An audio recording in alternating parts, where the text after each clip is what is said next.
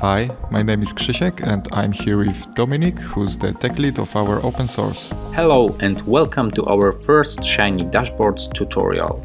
Together we work at Appsilon, where among other things we are passionate about creating data science solutions for big and small companies and support them with data visualizations. Over the years, we learned how crucial it is to have an understandable and interactive representation of data. To achieve that, we frequently use dashboards. Dashboards are the perfect tools for creating neat visualizations of data for business and scientific applications. They combine complex layout with simple navigation options to allow you to browse easily through various plots, tables, or other widgets. In this tutorial, we are going to teach you how to build and customize your Shiny dashboard. I always believe that the best way to learn is by doing, so let's get to the business of making our first simple Shiny dashboard. We start by importing libraries, Shiny and obviously Shiny dashboard. Then we build a skeleton of our first application by creating a server function that takes input and output variables as the argument.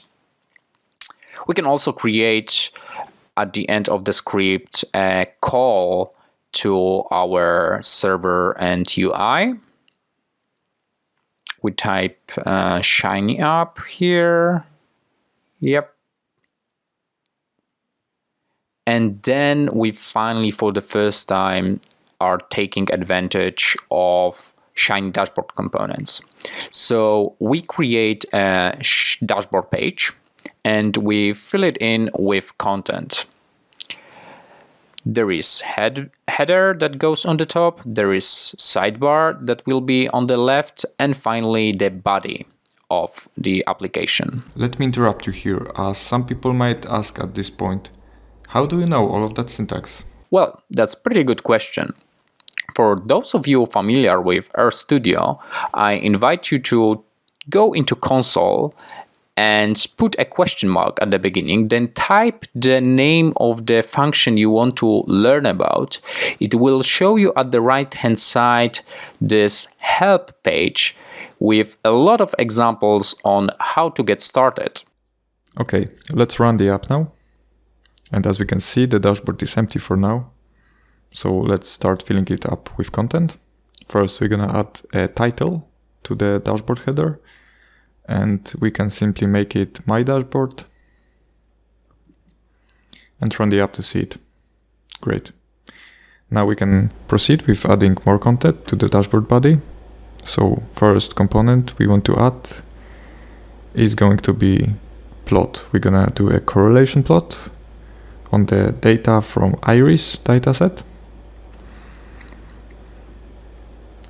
So what we're gonna do is first we have to add a box to the dashboard body which is gonna store our plot output. Let's call the plot output correlation plot. And also we can set the width of the box to 8 to leave some place.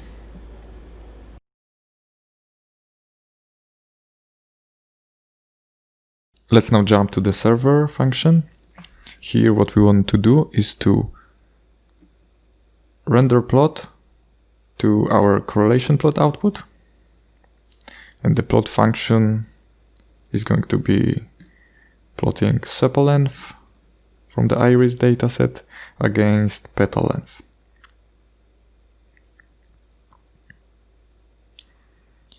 Let's run the app and see our plot. Okay, the correlation plot is there. So now we can add some interactivity to it. For that, we're gonna place another box and we're gonna fill it with a select input component. Also, we want to set the width to 4, so we have 12 for the full dashboard body width. And we're gonna set ID features on our select input, add a label features to it, and also we need to provide a vector with possible choices for the drop-down of the widget. So let's take 3 columns from our dataset and fill them in.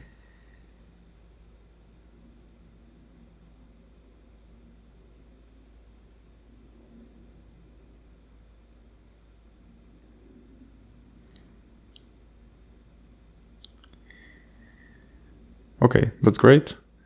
So the last step we have to make is to provide our input into the plot function.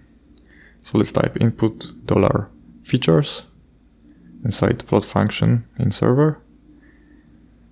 And also maybe we want to add some labels for the X and Y axis. So on X we have sepal length, and we're gonna simply put features for the Y. After we type in all the code, we can run our app and check if everything works correctly. Let's see the result. It looks like it does. Now we have interactive plot on our dashboard. But we don't really make any use of shiny features here. Our app looks like a standard one-page shiny app with a menu on the side. Not too much is happening here. That shall change in a second. Let's see how to introduce the dashboard navigation. And again, instead of giving you a quick solution, I invite you to go with me to the documentation of dashboard sidebar. So the dashboard sidebar gives us some clues on how to use the sidebar menu function together with menu items. So let's add sidebar menu to our dashboard sidebar and simply copy one of the menu items from the example twice, and we're gonna adjust it to our case. So iris for the first menu item, and we're gonna use empty cars dataset, so let's call it cars. Let's also set the icons. And the same help page gives us some clues on how to hook up the menu of our dashboard with the content displayed on the dashboard body. So we're gonna copy this fragment with tab items, and we will use it in our dashboard body. So we can paste it. Now we have to adjust. We're gonna remove unnecessary line and also this div. Change the names to iris and cars. And now we can move our correlation plot to the first tab item, and let's create a dummy page for the second tab item. Let's make it simply say cars and wrap it into fluid page so it has proper width on our dashboard body. We can see that we have 2 menu items and can switch between them. Now it's time to make a use of empty cars dataset. I could create some simple plot here again, but that's something that you could easily do by yourself now. Actually, as an exercise, you could try to create a third page with a histogram showing the distribution of miles per gallon values of empty cars. Instead here, we will show you how nicely Shiny Dashboard can be integrated with other packages offering interactive tools for data visualization. To mention some of them, there is Plotly for easy interactive plots, there is Leaflet for building maps, and we also have data tables that offer interactive table presentation that is highly extendable and at the same time easy to get started. So in our second page we'll create a table that offers a detailed view into our empty cars dataset. Let's import the data table package at the beginning of our script. Now we navigate to the cars tab item, and just below the cars header we add data table output with a pointer called cars table. Now we need to render our table, so we move down to the server, we use the same pointer name to render our data table, and we simply put inside the name of the variable that stores our data. Here we can see how part of the data looks like in the console. And now let's run the application. Let's navigate to the second website, and voila, we have pretty nice representation of our data, and we can do a lot of interactive stuff with it.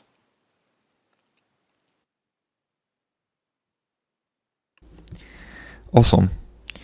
I just see one problem with this app. Even though we have all the functionalities that we wanted, it doesn't really catch an eye. But there is a way to fix it. If we take a look at Shiny Dashboard website, we'll notice that the standard Shiny Dashboard package offers some color themes that sort of fix it. So let's try to use it. They're called skins. So we have to add a skin parameter to our dashboard page, and let's set it to red and see the result. There's other way to make your Shiny dashboard look awesome. Quite a while ago we implemented at Appsilon the package called Semantic Dashboard. It takes advantage of semantic UI libraries with CSS and JavaScript code. Our wrapper is quite compatible with Shiny dashboard syntax, so it's pretty easy to get started. Let's see how it works in practice. So the only thing we do is we exchange the import of Shiny dashboard by Semantic Dashboard. We try to run it, but we are getting some error though. The error message says that skin parameter is not understood. We can easily fix it, and when we run it, we are getting quite neat minimalistic white layout. But does it mean that Semantic Dashboard doesn't offer any way to customize the look of your app? Once again, let's follow to the documentation website of dashboard page. As you can see, we have two options now, one coming from Semantic Dashboard, the other one from Shiny Dashboard. Let's pick the top one, and we can learn from it that instead of skins parameter, Semantic Dashboard offers so-called themes. Now the question arises, what are our options here? So for that, you can go to Semantic UI Forest website. We'll put a link to that in the description below. And in the themes section of the website, you can find some different layouts to customize your app. I picked the one that offers a dark mode. And as you can see, with just one line of code, I'm getting this black theme of my app. Remember though that Semantic Dashboard package is still in a rapid development phase. The stable release is on CRAN, but the most recent version is on our GitHub repository. If you have any problems or questions, we invite you to post it on the issues section there. We have one more tip for you. As your app grows and you want to keep the style of your code in check, we recommend you to use the well-known lint_r package that quickly iterates over all lines of your code and gives you suggestions about what to change in order to stick with our programming style standard. Okay, so that's all for today. We really hope that you like this short video, and we promise to prepare some more tutorials soon that will cover even more details on how to customize your Shiny dashboards and make them shine.